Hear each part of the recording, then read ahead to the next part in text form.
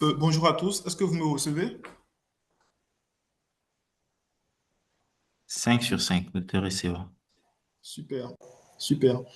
Premier point, c'est de présenter les excuses du chapitre, parce qu'on a eu un problème technique, mais heureusement, on a pu résoudre cela. Et cela fait partie donc des débuts d'activité de notre chapitre. Donc, ce sont des trucs que je pense que dans l'avenir, on sera plus robuste afin d'éviter ce genre d'événement pour le prochain webinaire. Et sans plus tarder, je vais brièvement me présenter. Je serai le modérateur de ce webinaire et mon nom c'est Kenglo Auguste Abdon. Je suis doctorant à l'Université de Montpellier en co-tutelle à l'Institut de Yeux et je m'intéresse particulièrement aux ressources en eau souterraines. Et je suis le cofondateur et chair du chapitre des jeunes professionnels de l'eau du Burkina Faso. Mais aujourd'hui, on ne veut pas parler de la création ou des raisons qui sous-tendent l'initiative derrière le chapitre, mais nous voulons parler de la gestion des ressources en eau transfrontalières. Et nous avons avec nous le docteur Kutengula, et je vais sans plus tarder lui passer la parole pour qu'il puisse se présenter. Et après, nous allons dérouler le webinaire. Après sa présentation, nous allons passer à une session de questions-réponses afin que vous puissiez poser vos questions à notre présentateur pour avoir des éclaircissements sur comment le fait d'intégrer les connaissances hydrogéologiques qui peut réellement permettre la gestion durable des ressources en eau transfrontalières. Et enfin, nous allons vous présenter le chapitre, ce qu'on veut faire dans le chapitre et pourquoi est-ce qu'on a besoin de votre appui pour le réaliser. Et je laisserai la parole aux membres du chapitre qui sont avec nous aujourd'hui.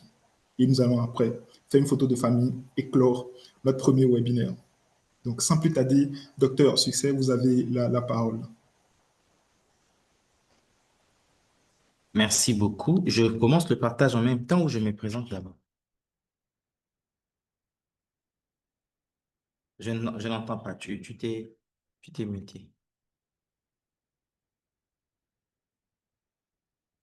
Ok, merci Allô? beaucoup. Je disais que tu peux te présenter et puis continuer avec le partage. D'accord. Voilà. Donc, je me présente. Je vais allumer ma caméra. Voilà. Merci beaucoup. Je suis Succès Koutangila, docteur, nouvellement docteur. En sciences, le labellé, c'est sciences et technologies de l'eau, de l'énergie, de l'environnement, spécialité eau. Voilà, c'est ça ma spécialité. Mais je m'intéresse beaucoup plus aux eaux souterraines, comme mon frère Abdan Kinglo. Je suis docteur sorti de l'Institut international d'ingénierie de l'eau et de l'environnement à Ouagadougou. Actuellement, je suis euh, enseignant-chercheur en débutance, en commencement, quoi, à l'université de Kinshasa. Voilà. Donc, et puis bon, on continue de faire d'autres petits trucs à côté. Je suis honoré de présenter, d'être le premier orateur du chapitre burkinabé de l'Association internationale de l'eau.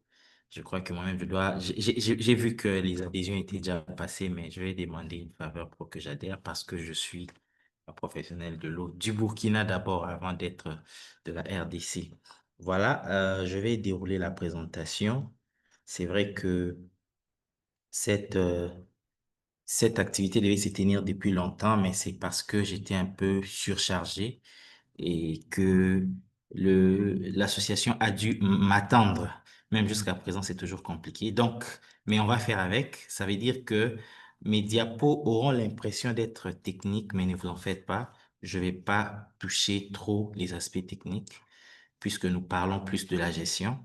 Donc, ce serait plus les aspects gestion que je vais aborder. Voilà. Donc, le webinaire, notre thème, c'est l'intégration de la dimension des eaux souterraines dans la compréhension et la gestion des ressources en eau transfrontalières au Sahel, cas du bassin de Taoudini. Donc, je vais plus m'attarder sur le bassin de Taoudini. Je vais parler c'est en fait la suite des résultats de ma thèse. Donc, c'est un peu cette partie que je vais dérouler. mais je ne serais pas, je me battrais vraiment d'être moins technique, d'être beaucoup plus gestionnaire. Voilà. D'accord. Donc, en termes de plan, nous allons parler de l'introduction et je vais parler de la caractérisation de la géologie de l'hydrodynamique et l'évaluation de la recharge et puis de la conclusion. C'est plus en conclusion et en recommandation que je vais m'atteler. Voilà. Pour commencer, nous devons savoir que nous sommes dans un contexte global qui est caractérisé par le changement climatique, la raréfaction de la ressource en eau et même la pression démographique très grandissante. Et dans ce contexte, l'Afrique sahélienne, l'Afrique de l'Ouest en général, mais l'Afrique sahélienne, cette bande qui est indiquée en jaune que nous voyons, attendez, je vais mettre stylet. Voilà, vous voyez le pointeur? D'accord. Donc, le Sahel est plus précisément cette bande indiquée en jaune est l'une des parties les plus défavorisées de par les conditions climatiques déjà pas simples, des fortes températures, une faible pluviométrie, mais aussi des épisodes de sécheresse qui se sont manifestés depuis les années 60-70. Et ces choses-là ont conduit en fait au recours aux eaux souterraines comme source principale d'approvisionnement en eau. Et ces ressources sont logées de manière globale majoritairement dans des aquifères transfrontaliers. On va parler des aquifères transfrontaliers. Et ce qui fait, donc, pour dire un mot ici, les aquifères transfrontaliers sont des aquifères qui euh, traverse des frontières, c'est-à-dire l'aquifère ne suit pas les frontières politiques d'un pays, mais ça peut prendre deux ou trois pays. Voilà, donc plus de deux pays.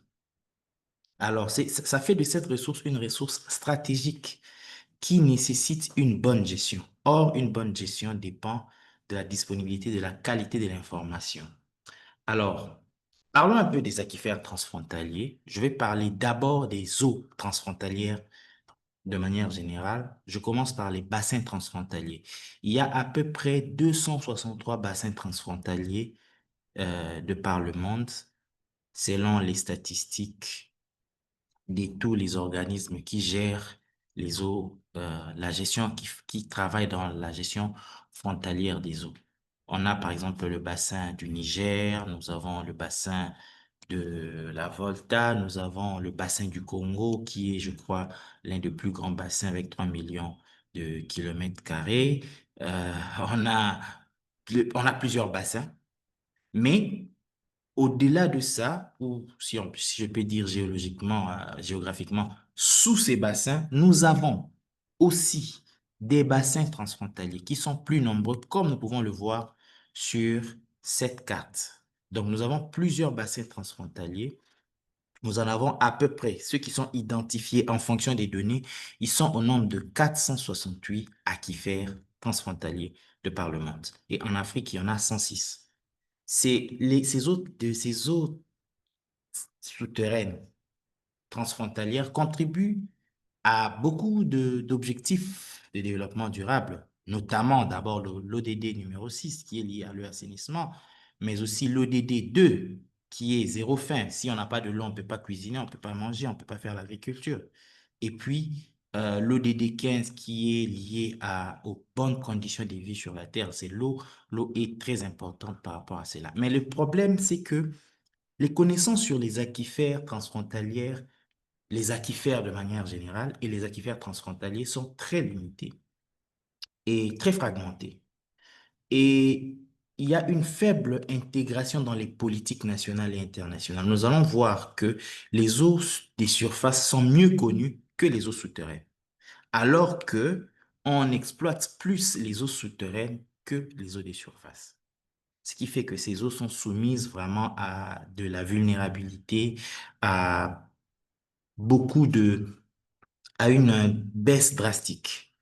Et il y a aussi ce problème de tension entre la souveraineté nationale et la gestion partagée. L'État, chaque pays gère les eaux souterraines de son pays. Mais ces eaux souterraines-là sont en connexion avec ça va dans un autre pays. Donc, il y a une question de souveraineté, mais aussi de gestion partagée des choses que nous devons apprendre sur lesquelles nous devons apprendre à réfléchir. C'est-à-dire que l'exploitation, une forte exploitation dans un pays peut affecter la quantité, la disponibilité de l'eau dans un autre pays. Et aussi, la pollution dans un pays peut affecter la qualité de l'eau dans un autre pays. Donc, ce sont des questions qui demandent justement que nous puissions vraiment connaître, avoir des données fiables et en quantité appréciable pour pouvoir gérer de manière durable la ressource en eau transfrontalière. Alors, il y a plusieurs cadres qui existent. Les cadres juridiques, c'est encore en construction. Il y a des conventions qui sont en train d'être, je ne vais pas rentrer dans les détails des juristes, mais si vous allez au niveau de la thèse, j'ai fait quelques généralités là-dessus. Je vais parler de l'initiative comme NBITAS que nous connaissons en Afrique de l'Ouest, qui est le bassin du Niger, et puis le complexe aquifère Yulimden, Taoudeni, Tanzerouf, qui actuellement est en base de construction pour une gestion concertée, une gestion transfrontalière de cette ressource. Voilà. Il y a plusieurs autres projets. Si, comme je suis congolais, je vais parler du projet SICOS, mais là, ce n'est pas pour les eaux souterraines, c'est pour le bassin du Congo. Et voilà. Donc, par exemple, NBITA, c'était d'abord plus pour les eaux des surfaces. Mais maintenant, on a intégré l'aspect aquifère parce qu'on comprend que nous devons vraiment intégrer les eaux souterraines dans la gestion des eaux transfrontalières. Alors, nous parlons du bassin de Taodini. Donc, comme je le disais, les eaux de surface sont très bien connues. Il y a actuellement l'autorité du bassin de la Volta ou l'autorité du bassin du Moun qui est bien gérée de manière transfrontalière entre plusieurs pays. Mais pour les eaux, pour les aquifères, pour les eaux souterraines, ça peine encore à venir. Et vraiment, cette intervention, même s'il y aura des aspects techniques, a vraiment pour but de nous sensibiliser à réfléchir sur la gestion de cette ressource. Nous voyons dans nos pays, les gens font des forages comme ils veulent, chacun fait son forage, chacun fort, chacun, il appelle les Chinois comme actuellement les Chinois et les Indiens ont tué le marché. Ils appellent, ils forent, mais on doit vraiment travailler sur la gestion de ces ressources. Alors, pour le cadre du bassin du Taoudéni, le bassin de Taoudéni, il y a le projet de l'Agence internationale de l'énergie atomique qui avait initié en fait un projet régional incluant tous les pays concernés par le Sahel, dans le Sahel et tous les pays concernés par le bassin de Taoudéni pour contribuer à la caractérisation, à la surveillance et la gestion des ressources en eau souterraines dans la région du Sahel pour aider pour une meilleure prise de décision. On ne peut pas gérer quelque chose qu'on ne connaît pas. Voilà. On gère ce que l'on connaît. Donc, vraiment, la première des choses par rapport à la gestion, c'est la connaissance. Et puis, les autres choses viennent après. Donc, c'est dans ce cadre que nous présentons quelques résultats ici. Voici un peu le bassin de Taoudéni. Le bassin de Taoudéni, c'est un bassin sédimentaire, c'est un bassin géologique.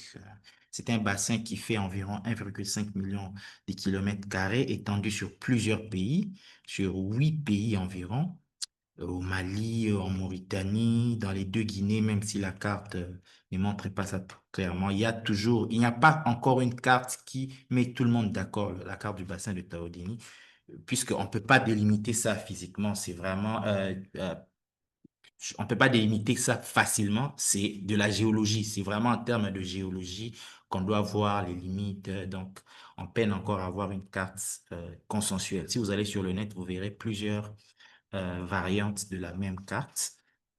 Alors, au Burkina Faso, puisque cette partie s'intéresse au bassin de Taoudéni, mais principalement au Burkina Faso, parce que la technique dans la gestion transfrontalière, c'est que chaque pays qui est concerné par le bassin transfrontalier doit apporter des informations. Et maintenant, plus tard, les informations doivent être mises ensemble et définir les règles de gestion communes. Voilà. Donc, c'est au Burkina Faso, le bassin de Taodéni fait 45 000 kilomètres carrés. Voilà, c'est au Burkina Faso, le relief du bassin de Taodéni, c'est un relief d'altitude moyenne de 500 mètres, avec une hydrographie dominée par trois bassins versants, et puis les climats de type soudanien et de type soudano-sahélien. Voilà.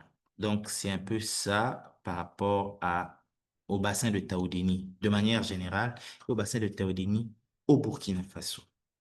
Je ne vais pas rester dans la géologie. La géologie est en gros caractérisée par deux grands ensembles. Il y a l'infracambrien ou le néoprotérozoïque et puis le continental terminal. Donc, le néoprotérozoïque, c'est des- toutes ces formations sont des formations sédimentaires. Je ne vais pas vraiment rentrer dans les détails techniques. Et puis, on a les formations, jusque-là, selon les données actuelles, on a des formations qui ont un pendage d'environ 2 à 4 degrés vers le nord-ouest. Et puis, ces roches, en fait, constitueraient des roches potentielles sur plus de trois quarts de leur épaisseur. C'est-à-dire que c'est vraiment une richesse en termes d'eau. S'ils ont une épaisseur de 2000 mètres, vous pouvez faire les trois quarts de 2000 mètres, ça va nous faire à peu près 1500 mètres. C'est-à-dire que nous sommes en mesure d'avoir de l'eau sur une épaisseur de 1500 mètres. Ça peut stocker de l'eau à peu près de manière grossière. Voilà. Donc, c'est un peu ça.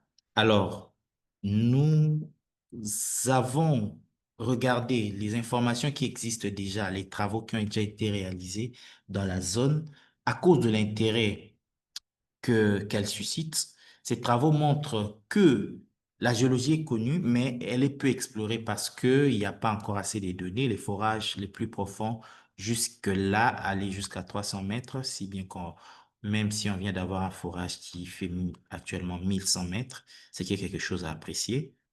Mais jusque-là, les données, c'est limité à 300 mètres maximum.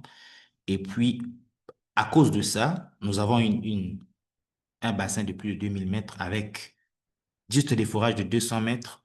On a l'hypothèse hydrodynamique qui a été utilisée, c'était de considérer que c'est un seul réservoir qui coule à travers une seule nappe. La nappe, c'est de l'eau. Donc, une seule ressource qui coule à travers plusieurs réservoirs. Voilà. Donc, ce qu'on appelle des aquifères multicouches, mais avec une nappe unique.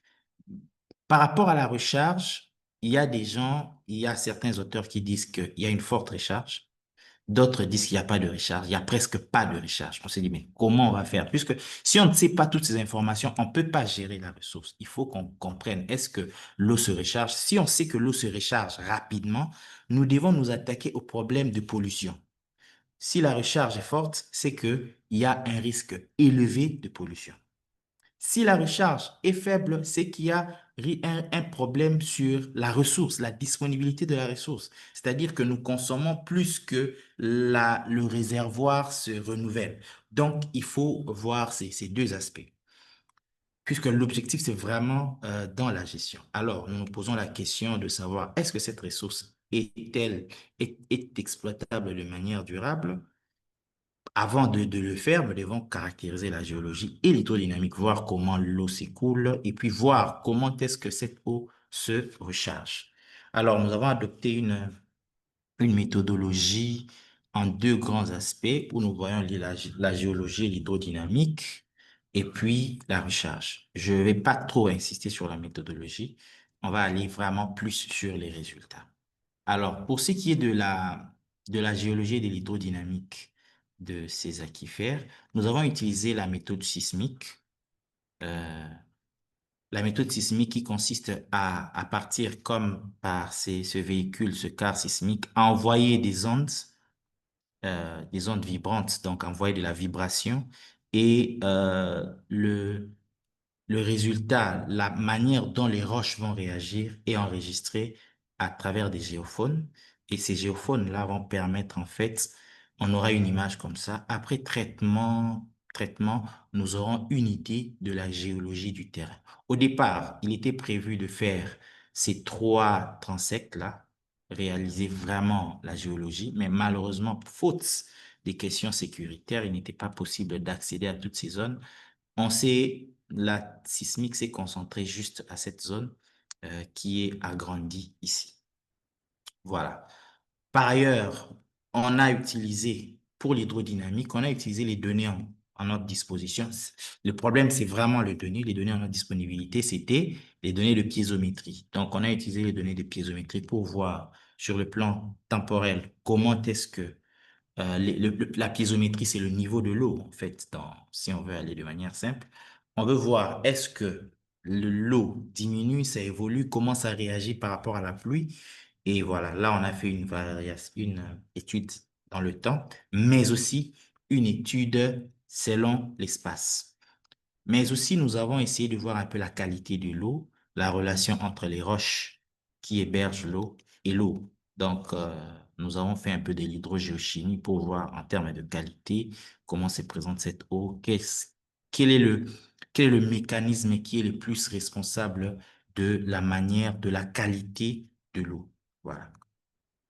Alors, pour ce qui est de la caractérisation, le résultat le plus important, nous n'avons pas, on n'a pas on n'a pas encore fini de traiter toutes les données sismiques, mais ce qui a été traité jusque-là nous donne une information importante, celle de la profondeur probable du socle, voilà, qui serait situé en moyenne entre 1047 et 1500 mètres de profondeur. Voilà. Donc, on a fait des analyses, on a fait on a traité les données sismiques, on a essayé d'interpréter, et l'interprétation nous permet de voir que le socle serait probablement au niveau juste de Nassau, donc au niveau de Nassau, que le socle serait à une profondeur maximale de 1500 mètres. Voilà. Ça veut dire à ce niveau-là, le bassin a une épaisseur de 1500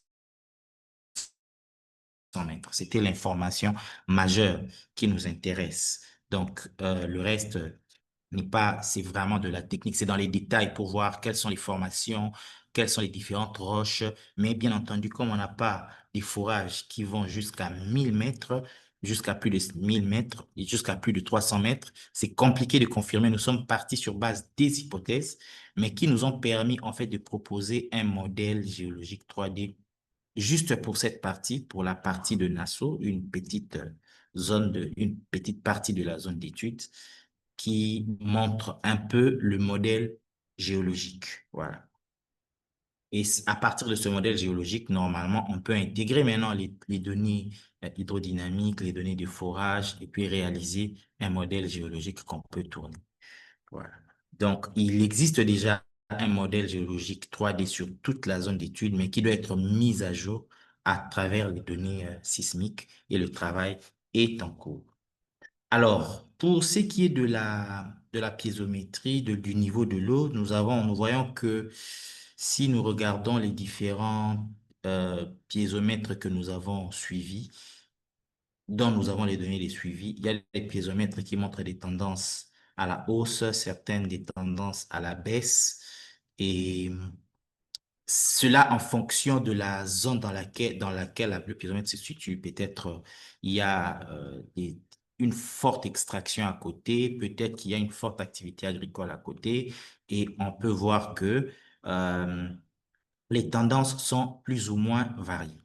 Voilà. Pour ce qui est de l'analyse spatiale, c'est ce qui nous intéresse beaucoup plus parce que, en fonction de ça, nous pouvons dégager des éléments par rapport à la gestion transfrontalière même de la ressource. Par rapport à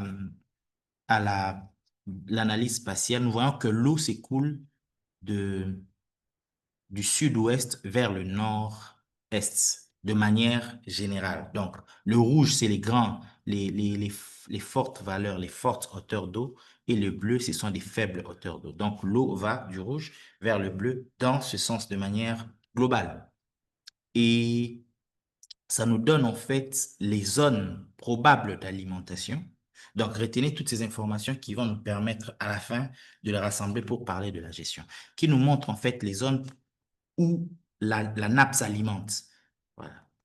Et nous avons aussi une concordance presque parfaite entre les bassins hydrographiques que nous pouvons voir là avec les bassins hydrogéologiques. Donc, c'est comme si vraiment les eaux souterraines suivent l'allure des eaux des surfaces. Nous pouvons voir ici, en bleu clair, c'est les eaux des surfaces, et en bleu foncé, ce sont les eaux souterraines. Vous voyez vraiment que les allures sont plus ou moins les mêmes, à part à quelques détails près. Voilà. Un élément aussi qui est important à souligner par rapport à la gestion transfrontalière, c'est que quand nous faisons un peu les profils de l'eau, le profil du niveau de l'eau, couplé au profil de la topographie, nous voyons que ici, cette coupe ici, nous sommes à la frontière entre le Mali et le Burkina Faso. Ici aussi, c'est la frontière entre le Mali et le Burkina Faso. Et là, nous sommes au niveau d'une falaise qu'on appelle la falaise de Bandiagara. Donc, c'est une falaise. Et au niveau de cette falaise-là, nous voyons que l'eau, au niveau de cette falaise, il n'y a pas d'échange d'eau entre le Burkina Faso et le Mali.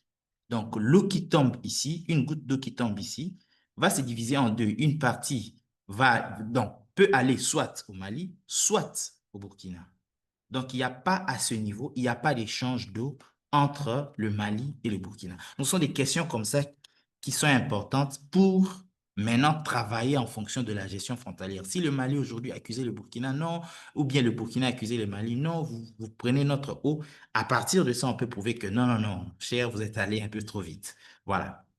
Donc, euh, cependant, ici, nous voyons qu'il y a de l'eau qui quitte le Burkina à partir à ce niveau ici. Nous voyons qu'il y a de l'eau qui quitte le Burkina pour aller vers le Mali.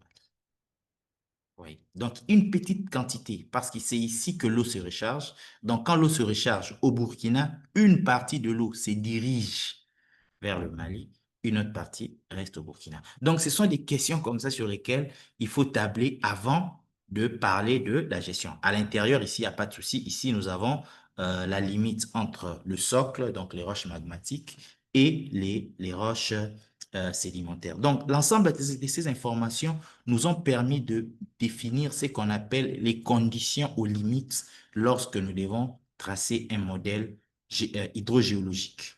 Je ne vais pas rentrer dans les techniques des conditions limites. Si quelqu'un veut qu'on en parle, on peut en parler pendant les questions. Donc, les différentes considérations nous permettent de montrer que le bassin de Taodéni au Burkina Faso peut constituer à lui seul un sous-modèle qui peut être modélisé indépendamment des autres, des eaux du Mali. Sauf seulement ici, à ce niveau, qu'il faut quantifier le flux qui est en train de sortir pour aller au Burkina Faso.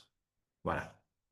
Donc, euh, mais après, si on veut modéliser tout le bassin, on aura des sous-modèles. Donc, on a un sous-modèle du Burkina, peut-être un sous-modèle du Mali, et puis un modèle global d'ensemble qui permettra de définir des scénarios de gestion.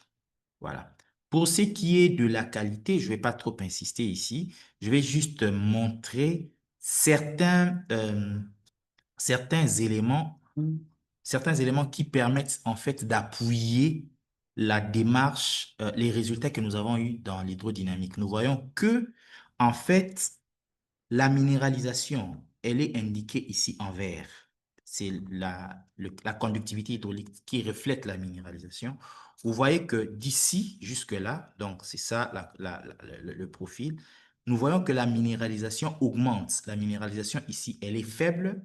Et quand nous arrivons là-bas, la minéralisation devient forte. C'est-à-dire que l'eau de pluie, parce que l'eau de pluie est faiblement minéralisée, l'eau de pluie tombe ici et puis elle devient minéralisée là-bas, quelque part là. Or, la piézométrie, donc le niveau de l'eau, est plus forte ici et il devient faible là-bas. Donc, ça vient juste confirmer que l'eau vient, se recharge préférentiellement ici, et puis ça coule pour aller de l'autre côté. Voilà. Donc, mais un autre élément important que la chimie nous permet de voir, ça nous permet de voir qu'il y a un faciès qui est un peu dominant, qu'on appelle le faciès chloruré sodique potassique, qui montre que qui est marqueur en fait d'une pollution. Alors, donc, retenez un peu quelques éléments. Nous avons montré que euh, il y a de l'eau coule du nord est vers, en tout cas du nord vers le sud. Nous avons montré aussi, pardon, du sud vers le nord. Nous avons montré aussi que au niveau du Burkina, au niveau de la bordure avec le Mali, il n'y a pas un grand échange d'eau, sauf vers le sud. Et là, nous avons montré aussi qu'il y a une zone de recharge préférentielle. Et là, nous venons de montrer qu'il y a des risques, il y a des indices, des marqueurs de pollution. Voilà, tous ces éléments, nous allons les rassembler et on va parler de la gestion. Donc, c'est un peu ça par rapport à l'hydrochimie. Alors, je viens déjà de résumer les différents éléments par rapport à la géologie et à l'hydrochimie. Donc, on voit que on a pu voir qu'on a une épaisseur de 1500 mètres dans cette zone. Si on arrive à interpréter toutes les données, on aura une épaisseur beaucoup plus actualisée. Et nous avons vu aussi que l'eau, une partie coule vers le Mali, mais sur une grande partie, l'eau ne s'écoule pas vers le Mali. Nous avons défini les zones de recharge et nous avons vu qu'il y a des risques, il y a des indices de pollution. Voilà. Alors, pour ce qui est de la recharge, nous avons utilisé trois méthodes. Désolé, je devais effacer les formules, là, j'ai oublié. Je ne veux pas stresser les gens. Donc, on a utilisé les méthodes isotopiques, les méthodes des bilans, les méthodes de fluctuation piézométrique. Les méthodes isotopiques, nous avons utilisé ça de manière qualitative. Elles ne nous permettent pas de calculer la recharge, mais elles nous permettent de voir si la recharge est vraiment effective.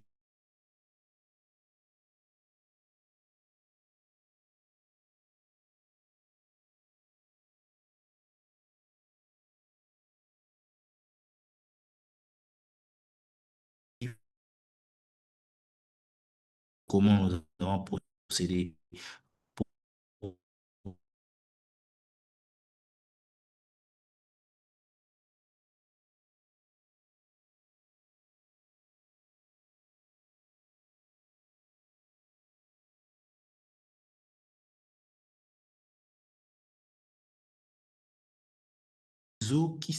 il y a des eaux qui se réseau qui doivent d'abord, donc, qui se rechargent directement. Ce sont ces eaux qui sont indiquées au niveau de la deuxième puce. Donc, c'est-à-dire quand la pluie tombe, les eaux s'infiltrent, ne traînent pas trop sans évaporation. Il y a des eaux qui s'évaporent quand même. Une grande quantité s'évapore avant de s'infiltrer. Et puis, une grande quantité d'eau que nous avons, c'est de l'eau qui ne date même pas de maintenant. Voilà. Elle représente 59% des échantillons. C'est de l'eau qui ne date pas de maintenant, c'est des eaux anciennes. On va le voir maintenant dans la suite. Quand on a fait, là, on a utilisé la première méthode, on a utilisé l'oxygène 18 et puis le deutérium. Ici, on a utilisé le tritium, qui nous permet en fait de voir que nous avons plus des eaux. Nous avons des eaux anciennes, nous avons des eaux, des mélanges qui sont les mélanges entre les eaux anciennes et les eaux récentes, et nous avons des eaux récentes. Donc, la couleur, je ne sais pas comment on appelle cette couleur. En anglais, c'est la couleur cyan, je pense. Voilà. En français, c'est turquoise, je crois. Voilà. La couleur turquoise montre des eaux mélangées. La couleur bleu foncé, des eaux récentes. Et la couleur verte, des eaux anciennes. Mais si nous faisons la corrélation avec les données que nous avons, la méthode d'hydrogène, de deutérium et d'oxygène 18, nous voyons que, en fait, dans les eaux mélangées là, les eaux anciennes ont une plus grande part. Voilà. Et nous avons essayé de quantifier la recharge. Nous obtenons une recharge qui représente en moyenne euh,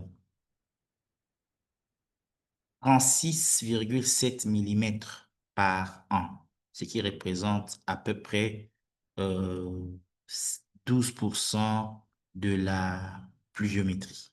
Donc, c'est une recharge vraiment, vraiment, vraiment faible. Je ne vais pas rentrer dans les autres, dans les autres détails.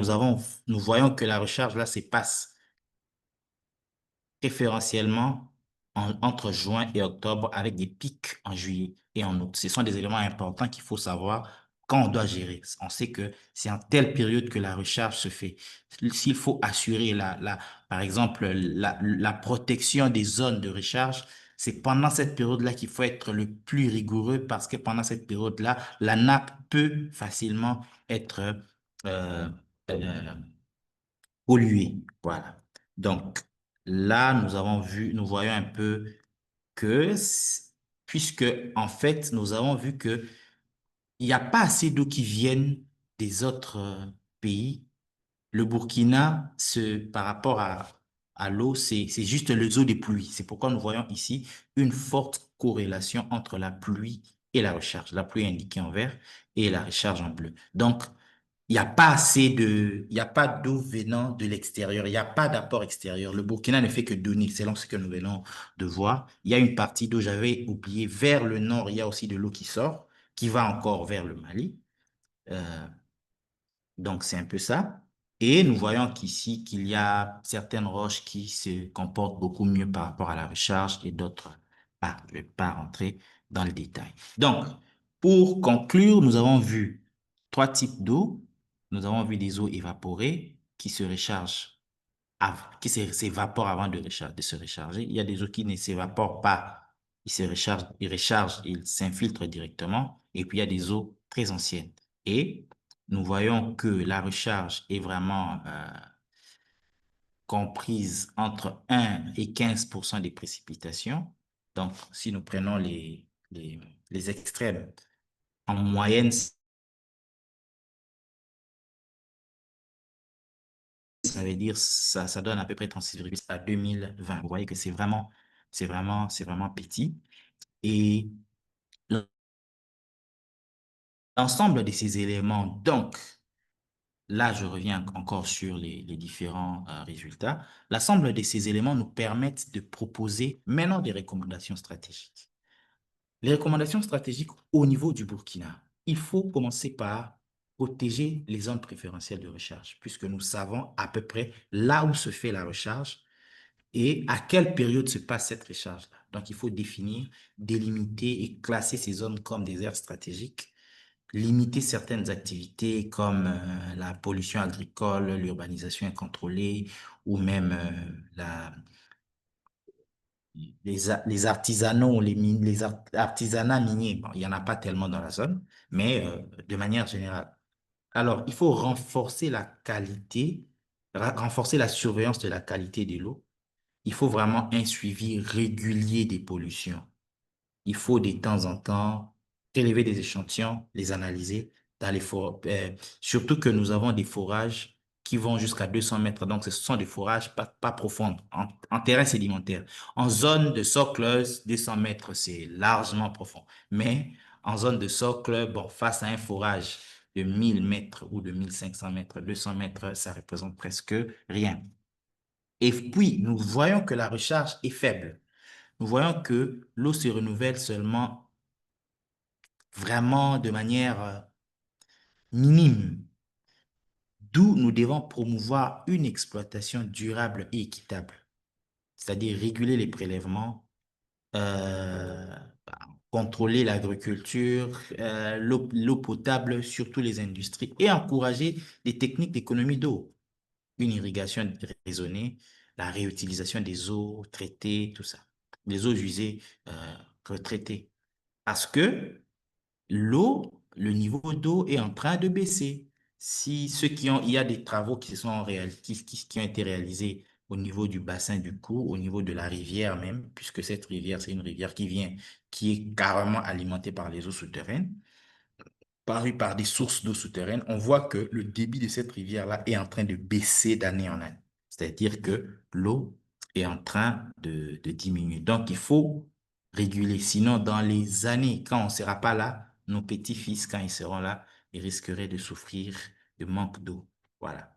Et il faut sécuriser l'approvisionnement en eau potable, développer un peu des infrastructures de traitement adaptées aux zones vulnérables pour réduire l'exposition des populations aux pollutions locales et renforcer en fait la gouvernance de l'eau via ce qu'on appelle des comités locaux de l'eau. Ça, c'est de manière stratégique pour le Burkina Faso parce que jusque-là, l'eau est encore gérée de manière, chaque État gère son eau souterraine. Mais là, je vais aller, pour finir, parler des recommandations stratégiques pour le bassin de Taoni. La première des choses, il faut améliorer la connaissance. Donc, il faut réaliser encore des forages profonds, réaliser des études géophysiques pour mieux caractériser les aquifères, mieux comprendre. Comme je dis au départ, on ne peut pas comprendre, on ne peut pas gérer ce que l'on ne connaît pas. C'est pas possible. Alors, il faut mettre en place un observatoire transfrontalier, donc un suivi commun entre le Burkina Faso et le Mali pour prévenir les tensions et renforcer même la coopération. Donc, il faut vraiment suivre le niveau de l'eau des deux parts et faire des projections, étudier ensemble et voilà. Donc, anticiper les impacts climatiques. Nous savons que nous sommes dans une zone climatiquement instable, si je peux le dire ainsi. Donc, il faut développer des capacités locales pour surveiller la recharge et planifier en fait l'adaptation.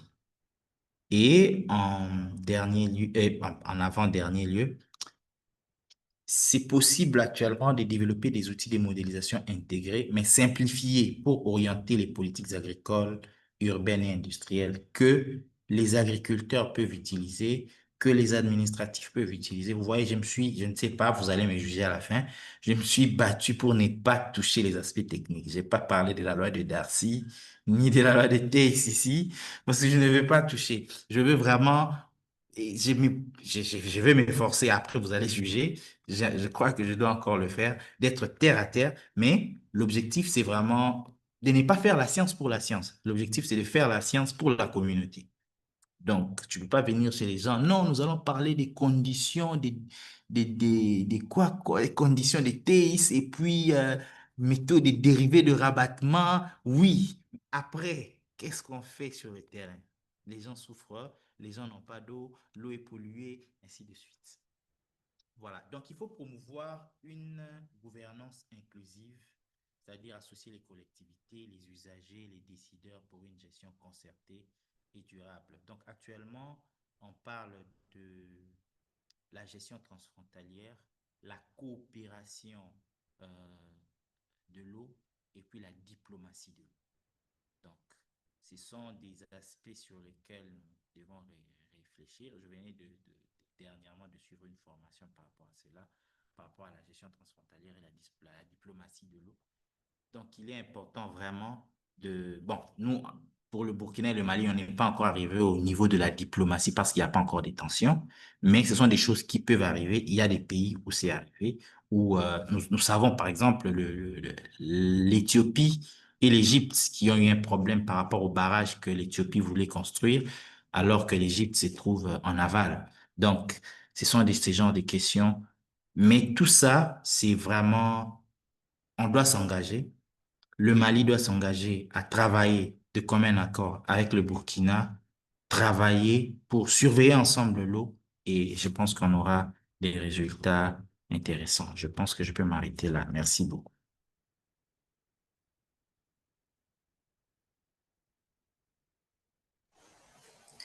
Merci beaucoup, docteur Kitengila, pour la présentation que je juge hautement pertinente et surtout très orientée gestion durable de leurs ressources en eau transfrontalières, avec un focus sur le bassin de Taodéni. Et sur une note personnelle, j'ai pris beaucoup de notes, j'ai beaucoup été enseigné par ta présentation. Et je vais donc essayer de laisser la parole à nos participants. Mais avant cela, j'ai beaucoup apprécié que tu aies intégré la dimension gestion de la ressource en concertation avec les différents pays qui peuvent être impliqués, notamment le Mali. Et le chapitre a eu l'idée d'inviter des représentants du chapitre des professionnels de l'eau du Mali, afin qu'ils puissent essayer de partager leur point de vue suite à la présentation.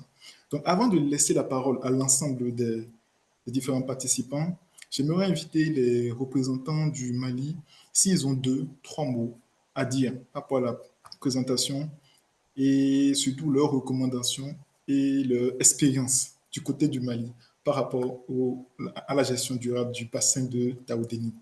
Donc, si vous êtes là, sentez-vous libre de prendre la parole.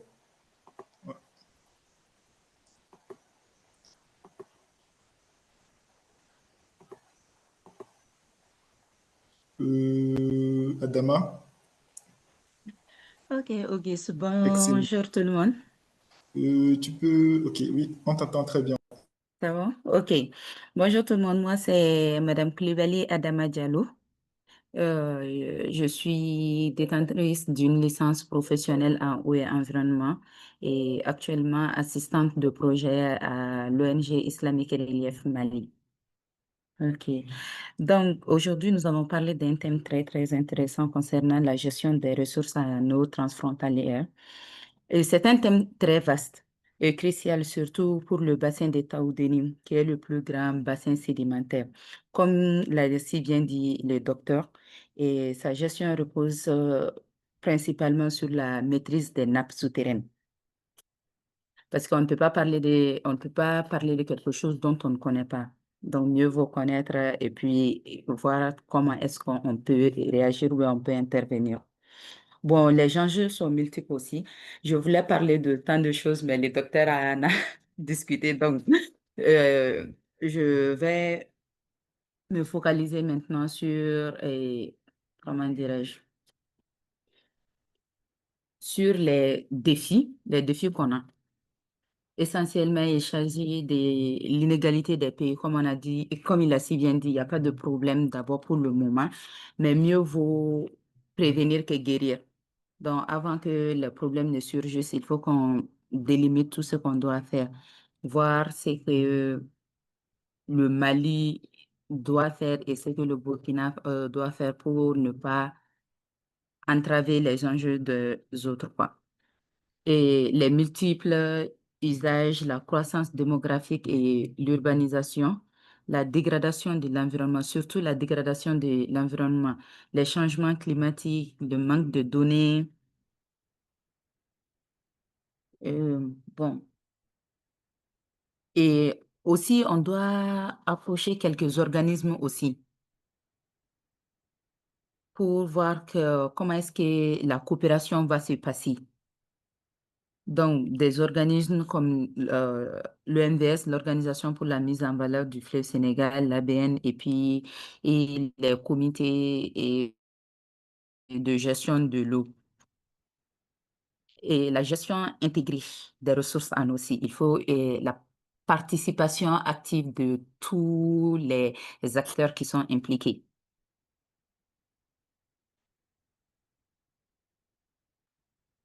Ok, donc je crois que c'est ça seulement que j'avais à dire. Voilà. Merci beaucoup, Auguste.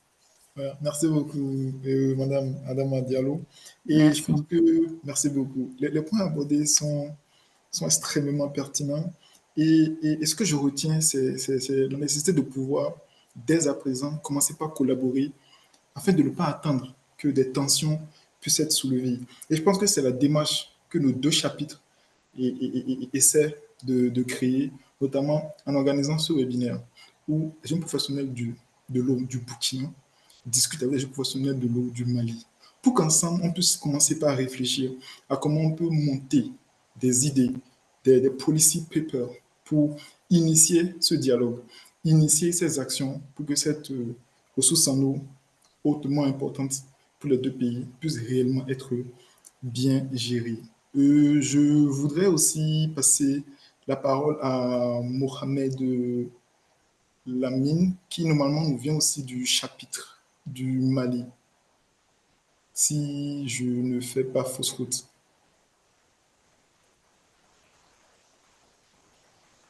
Euh, peut-être que je fais fausse route. Et donc, sans plus tarder, chers participants, vous avez la parole. Si vous avez des questions, est-ce possible d'avoir... Il y a Mohamed Lamine Camara qui demande si c'est possible d'avoir la présentation. Je pense que c'est la question que nous avons tous à poser au présentateur, qui est de savoir si on pourrait aussi avoir la question. Mais avant de peut-être répondre à cette question, j'aimerais demander si d'autres personnes ont des questions, des points d'incompréhension où ils aimeraient avoir plus d'éclaircissement. Sentez-vous libre de prendre la parole ou d'écrire vos questions dans le chat. Le docteur Kutengula se fera un grand plaisir de vous répondre. Donc, la parole est vraiment à vous. C'est en train d'avoir... OK, la mine a ouvert. Euh, Bonjour, bonsoir à tous. Allô, est-ce que vous m'entendez? Oui, On te oui, oui, reçoit très bien. on te Ok. reçoit. Bonjour. Ah, oui. Euh, Franchement, la présentation est de qualité. Je remercie le présentateur pour la qualité de sa présentation. Franchement, j'ai suivi avec intérêt cette réunion et cette présentation. Euh, je me nomme Mohamed Lamine Camara. Je suis à la Direction nationale de l'hydraulique. Également, je suis de l'association Jeunes professionnels de l'eau et de l'assainissement. Euh, je suis nouvellement affecté à l'unité de euh, gestion intégrée des ressources en eau, qui est un projet au sein de la Direction nationale de l'hydraulique. Euh, L'unité de gestion intégrée des ressources en eau a fait beaucoup d'études par rapport à l'agir. Et récemment, il y a eu euh, 35 comités locaux de l'eau créés et le 36e a été créé récemment avec l'appui de la Royaume de Belgique, qui est un projet à Koulikoro, qui est une de nos régions ici. Ce projet, c'est la portefeuille thématique climat au Sahel, PTCS. Donc, également, et ils nous ont approché pour créer également un clé au niveau de leur zone d'intervention. Donc, ces clés, ajouté au 35, ça fait les 36. Voilà. Maintenant, et également, dans la présentation, euh, le présentateur a parlé également le projet NB ITAS. Oui, NB ITAS. J'ai eu également à participer à une ou deux réunions de ce projet. La zone d'intervention se trouve à Mopti. Mopti, qui est euh, l'autorité du bassin de la Volta. Ce projet se trouve là-bas. Je pense que j'ai pas assez d'informations par rapport à ce projet, mais au besoin, si vous pouvez approcher la direction régionale de l'hydraulique de Mopti, je pense que le directeur régional est un des points focaux par rapport à ce projet. En tout cas, j'ai suivi ça avec intérêt. Pour le moment, j'ai pas assez de questions, juste des contributions par rapport à la qualité des données fournies. Surtout, j'ai vu certaines parties, notamment le coefficient d'infiltration et les formules que le présentateur a utilisées concernant les recharges. Euh, Ensuite, il y a beaucoup d'informations, franchement. En tout cas, je ne peux que féliciter. En tout cas, je m'arrête là pour le moment. Euh, Merci. Je pense que tous les chapitres et tous les participants te rejoignent pour féliciter le présentateur qui je pense, a disséminé beaucoup d'informations hautement utiles. Et le chapitre des jeunes professionnels du Burkina se fera le plaisir de promouvoir ce lien entre le docteur Kutengila et la direction de l'hydraulique à Mopti pour que des partenariats puissent se créer pour une amélioration des connaissances sur la ressource en eau du bassin de Taoudéni. Nous avons bien pris note de cela et c'est des choses que nous allons essayer de donner notre coup de main. Et si nous n'avons pas de questions dans l'audience, je vais peut-être passer à la deuxième partie, ou bien troisième partie de notre webinaire. Donc, il n'y a toujours pas de questions dans l'audience. Sentez-vous libre de poser les questions.